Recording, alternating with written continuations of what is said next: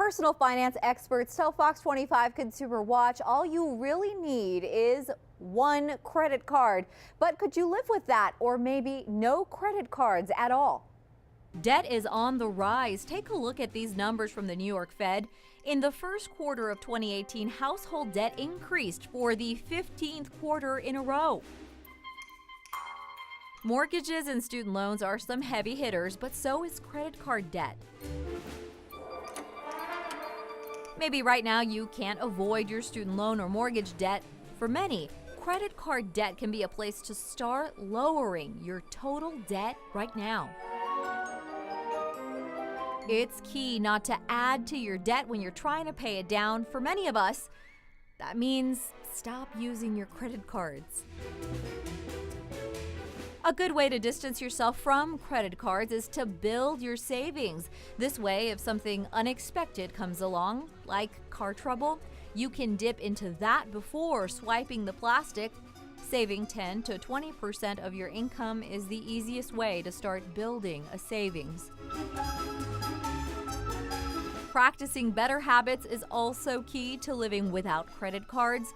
That means building and following a budget and saving for larger items you want, like a vacation, so you can pay cash and not be paying interest on your splurge for years to come.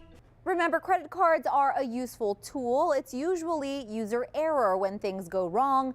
Don't charge things that you can't pay off at the end of the month, or if you don't have a plan to pay it off quickly. Maria Garcia, Fox 25 Consumer Watch. So you've buckled down and you're determined to pad your savings account. Here are the 3 most common oopsies that are supposed to save you money but end up costing you way more. A common place to save, the grocery store. But buying cheap, unhealthy food for every meal will cause more harm than good. If you start gaining weight, well, that means new clothes. It could also hurt your health, and that's a doctor's visit. Instead, buy simple and healthy: a pack of chicken, eggs, fresh veggies, and dry grains. Pay attention to the amount. Americans waste massive amounts of food. Needing to throw out rotten food is wasted cash you'll never get back. Skipping out on maintenance can be a short-term savings, but not changing air filters at home or avoiding a car's oil change can result in expensive, damaged machinery that you depend on every day. Instead, write down when you'll need that oil change so you'll remember to budget for it and follow through. Doing things yourself can save you money. Mowing your own lawn, cleaning your own home, that's a savings of hundreds a month. But it could be a major mistake to fix things that you know nothing about. Trying your hand at plumbing or electrical problems could mean damage to your home and could end with you needing to call a professional anyway. Having a budget that you can stick to with a conservative or moderate savings plan will make it more likely that you'll succeed at building that savings account that you've always wanted. Maria Garcia, Fox 25 Consumer Watch. What is your dumbest purchase? The question prompted some giggles and a few head scratches, but we all have at least one. So you bought something that you really wanted, then it sets in buyer's remorse or all-out regret. Your dumbest purchase can be something really small. The face paint that you would buy to put, for Thunder, like I'm a big Thunder basketball fan. Candy wanted to support her favorite team, and some discounted face paint was the answer. It was only a couple of bucks until she realized she bought some trash. The game that came up, and I was like, oh, I get to put my face paint on. And when I went to do it, it was all dried up. There was nothing. I've tried to put it on, and I tried water, and it was so dried up that it wouldn't even do it. We buy a lot of stuff in life, and that had some people scratching their heads, but they knew there were some dumb purchases somewhere. I can't think of anything that I really regret buying. Oh, good. I can't think of anything offhand. I mean, I bought a lot of junk. Nancy Fordyce would never forget her dumbest purchases, though. She was about to bid on a box and was distracted by the Blue Angels. After she saw them, she came back in to make her bid. And then I came back in, oh, there's my number. Bid on the box, well, I got it. And doggone, it was a box of old Western novels. What? I took the wrong box. These oopsies can happen to even the most careful shoppers. Lynette Overstreet's house painting project went sideways. Paint was on sale. She accidentally paid full price. But it was a mail-in sale, like you had to mail in the coupon.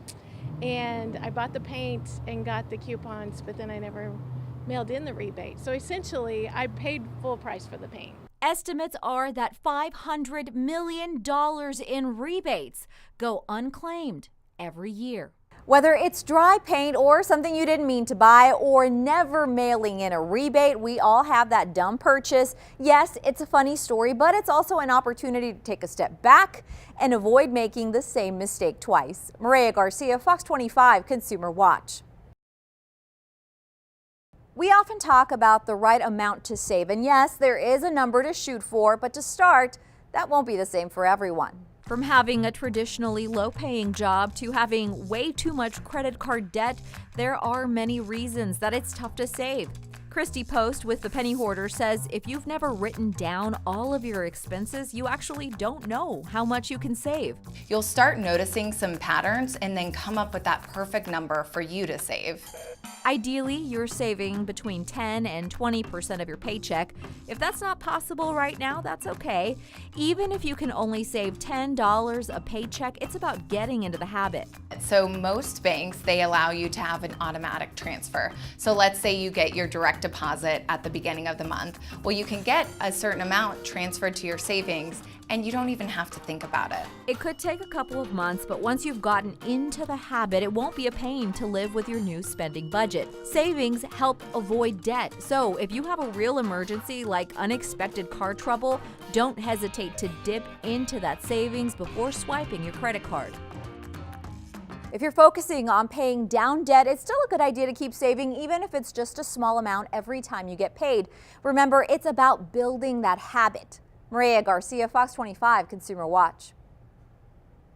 Shopping cheap can end up being way more expensive. An Oklahoma City fashion blogger breaks down how to walk the line when it comes to budget-friendly finds. Fashion, it's a powerhouse industry. Even if you don't consider yourself fashionable, if you're buying clothes, you are participating.